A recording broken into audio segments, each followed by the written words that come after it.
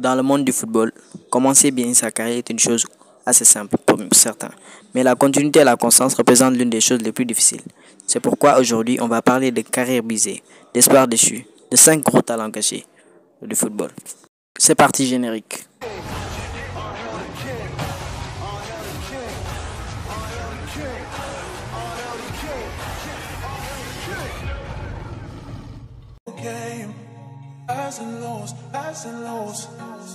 Quand on vous parle de talent gâché, vous pensez automatiquement à Hatem Ben Arfa.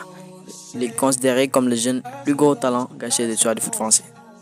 Le jeune Hatem voit sa carrière débuter à l'Olympique Lyonnais en 2004. Il se révèle au monde entier en 2001 et 2008. Il claque 12 buts dès l'ensemble de son saison en 92 matchs. Après un titre de champion de France et est désigné le meilleur joueur espoir de la saison 2007-2008 grâce au trophée NFP.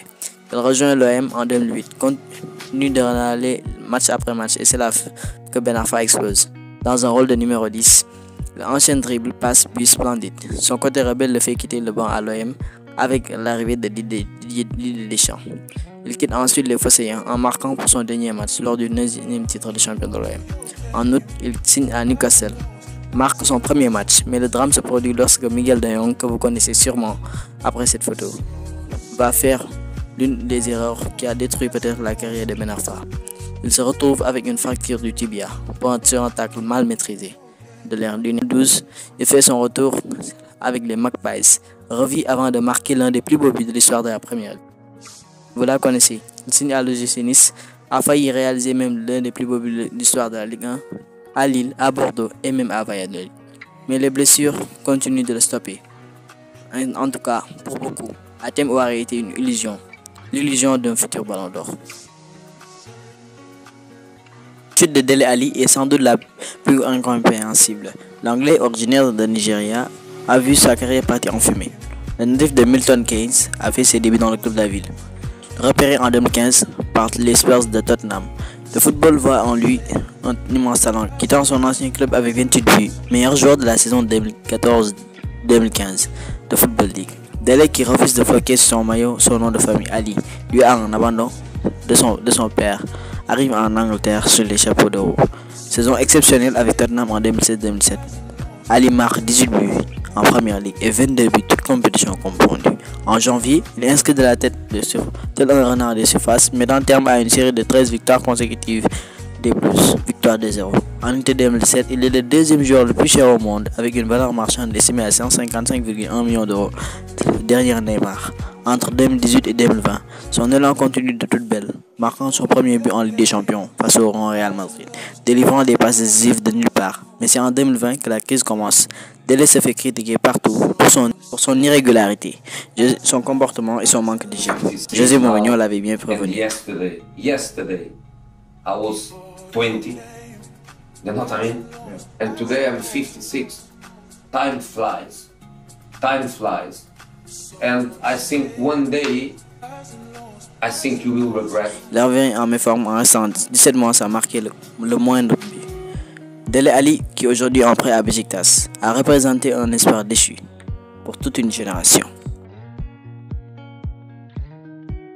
Bojan Krkić, pardonnez-moi pour la prononciation, c'est un pur produit de la Masia. Beaucoup ne le connaissent pas à cause de son court hégémonie. C'est au FC Barcelone qu'il performe. En 2007, il joue son premier match amical avec les Catalans en marquant un but contre Al Ahly. Par la saison 2007-2008, Frank Rijkaard le lance match après match car il était le joker de lutte. Bojan était ce joueur qui est sorti du banc et faisait gagner son équipe à la 88e minute. Considéré comme le nouveau Messi à cause de leur similitude dans la coiffure et le style de jeu. Bojan, qui évoluait au poste d'attaquant entre 2007 et 2011, a tout explosé. Comme pour son rôle de remplaçant, le jeune de 19 ans à l'époque devint le plus jeune buteur de la Ligue des Champions en 2009. Il remporte le sextuplé Liga, Copa del Rey, Ligue des Champions, Supercoupe d'Espagne, Supercoupe de l'UEFA, Coupe du Monde des clubs et continue de détrôner Léo Messi dans les records et les stats, notamment devenant le jeune de l'histoire du Barça à atteindre 100 matchs. En 2010, le place de départ de Zlatan lui donne le numéro 9, mais il n'aura jamais pu prouver quoi que ce soit et ses stats chutent brusquement. Se fera en Italie à Rome et à Milan, en Angleterre à Stoke City, aux Pays-Bas à l'Ajax ou encore en MLS à Chicago et à Vissel Kobe, le club d'Andrés Iniesta. Mais Bojan n'a jamais pu retrouver son niveau. C'est l'histoire d'un Brésilien, pétri de talent, mais qui a subi une vive descente aux enfers. Adriano Leite Ribeiro. Dit Adriano. Adriano était un Brésilien jouant au poste d'avant-centre. Il a joué à Flamengo une saison, où il s'est révélé en 2001. L'Inter Milan vit la pépite brésilienne et le fait signer. Lors de sa première saison, 24 buts en 37 matchs. Mais lors de la saison 2005-2006, malgré la Coupe d'Italie remportée, l'empereur, comme l'ont surnommé les supporters nerazzurri, manque de constance. Pointé du doigt par la presse, Adriano se trouve dans un état dépressif. La mort de son père l'été d'avant l'a profondément marqué. Il versera dans l'alcool et se trouvera en surpoids. Il marque pour sa dernière saison 13 buts en championnat, commençant à retrouver peu à peu son niveau. Mais comme le temps passe, marqué par la paire Zlatan Crespo, il n'est pas le joueur retenu par la Ligue des Champions en 2007-2008. Il quitte l'Inter en 2008. Par la suite, il retourne au pays, passe par l'Italie et fait l'objet de polémiques comme quoi il n'a plus l'envie de jouer. Comme quoi, la plupart des Brésiliens tirent ce fin. Qui ne connaît pas Mario Balotelli pour son côté bad boy? Pourtant, Super Mario était une petite, un excellent attaquant, jugé par les jeunes Phil Foden comme un joueur bon mais à mauvaise habitude en dehors du terrain. C'est en 2008 que le jeune Mario fait ses débuts à l'âge de 17 ans. Il réalise une grande prestation en marquant un doublé contre la Juve avec l'Inter. Par la suite, il montre son côté bad boy et les problèmes de Marère. L'anecdote de Mourinho montre également son côté bad boy. L'aventure continue ensuite à Manchester, même s'il a été plusieurs fois victime de racisme. C'est son numéro fétiche 45, insolent et intriguant. Il marque et célèbre comme sur son maillot Why Always Me lors de son but face au Manchester United. Message mythique délivré aux médias. Il clôt sa saison avec 17 buts et 2 passes décisives, notamment celui crucial pour le Kun en 2012.